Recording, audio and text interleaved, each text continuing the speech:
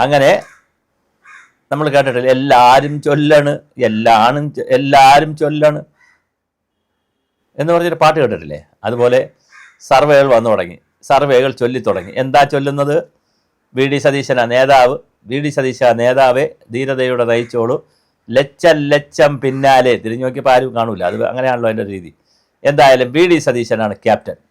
32% വോട്ടുകൾ അല്ല 32% ആളുകളുടെ ഒരു അംഗീകാരമൊക്കെ വാങ്ങി തൊട്ട് താഴെ പിന്നിലേക്ക് പിണറായി വിജയനെ പിന്നിലേക്ക് മാറ്റി വി ഡി സതീശൻ കയറി വരുന്നുണ്ട്. UDF തന്നെ അധികാരത്തിൽ വരാം, പക്ഷേ ഒരു തൂക്ക് മന്ത്രിസഭയുടെ സാധ്യതയും NDTV പറയുന്നുണ്ട്. 32% UDF പിടിക്കുമ്പോൾ 29% LDF പിടിക്കുമ്പോൾ 19.5 ഏകദേശം 20%-ഓളം BJP പിടിക്കും.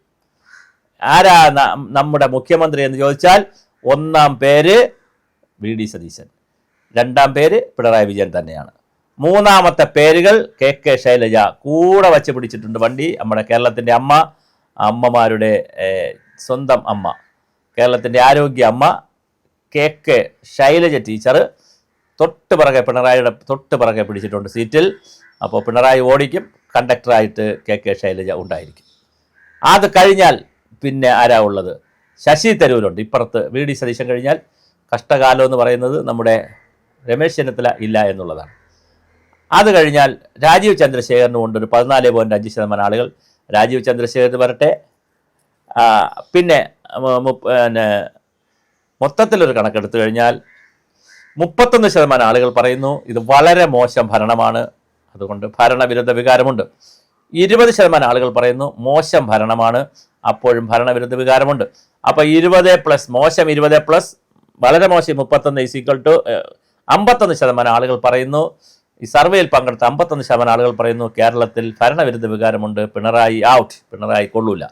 40% ആളുകൾ പറയുന്നു കുഴപ്പമില്ല, പിണറായിയും ഭരണമെല്ലാം കൊള്ളാം. അതേസമയം അപ്പോൾ 51, 40, 91. പിന്നെ ഒരു 9% ആളുകൾ സർവേ പങ്കെടുത്തവർ പറയുന്നു ഞങ്ങൾക്ക് അറിഞ്ഞുകൂടാ, കൊള്ളാമോ, അയ്യോ, അവർക്കിതൊന്നും അറിഞ്ഞുകൂടാ, അവരെ കാര്യങ്ങൾ നോക്കി പോകുന്നു. അത് മിക്കവാറും ന്യൂജൻ ആയിരിക്കും പിള്ളേർ, അവർക്കിതൊന്നും താല്പര്യമൊന്നും കാണത്തില്ല. അപ്പോൾ എന്തായാലും പുതിയ NDTVയുടെ കണക്ക് വന്നിട്ടുണ്ട്. അതിൽ ഇന്നത്തെ കണക്കനുസരിച്ച് UDF വരാനും വി ഡി സതീശൻ മുഖ്യമന്ത്രിയാകാനുള്ള സാധ്യതയുണ്ട് NDTVയുടെ കണക്ക്. പക്ഷേ ഒരു അപകടം അവിടെ കിടക്കുന്നത് BJP ഈ 19.5 എന്ന് പറയുന്നത് 1-2% കൂടെ അങ്ങോട്ട് കയറ്റിപ്പിടിച്ചാൽ തൂക്ക് സഭയിലേക്ക് പോകും. അല്ലെങ്കിൽ BJP CPM കൂടി ഒരു അന്തർധാര ഉണ്ടായാൽ CPM കടന്നു വരും. CPM-ഉം BJP-യും UDF-ഉം തമ്മിൽ അന്തർധാര ഉണ്ടായാൽ UDF കടന്നു വരും. അപ്പോൾ BJP ഒരു നിർണായക ശക്തിയായി മാറുന്നു എന്നുള്ളതാണ് ഈ NDTVയുടെ ഒരു വിലയിരുത്തൽ. അതുപോലെ രാജീവ് ചന്ദ്രശേഖർ വളരെ കുറച്ച് ദിവസമായിട്ടുള്ള കേരളത്തിൽ വന്ന് ക്യാമ്പയിൻ ചേർന്ന് തുടങ്ങിയിട്ട്, പക്ഷേ അദ്ദേഹം 14.5% ആളുകൾ സർവേ പങ്കെടുത്തവരുടെ ഒരു വോട്ട് നേടിയെന്ന് പറയുമ്പോൾ അദ്ദേഹവും മോശമല്ല. നാളത്തെ ഭാവിയിലെ മുഖ്യമന്ത്രിയായി വേണമെങ്കിൽ അദ്ദേഹത്തിന് ഒന്ന് ഫൈറ്റ് ചെയ്യാം. ആവൂല്ല എന്നൊക്കെ ജനങ്ങളാണ് തീരുമാനിക്കേണ്ടത്. എന്തായാലും അപ്പർ ഹാൻഡ് UDF, പക്ഷേ തൂക്ക് സഭയ്ക്കുള്ള സാധ്യതയുമുണ്ട്. BJP വീണ്ടും വില്ലനായി നിൽക്കുകയാണ്.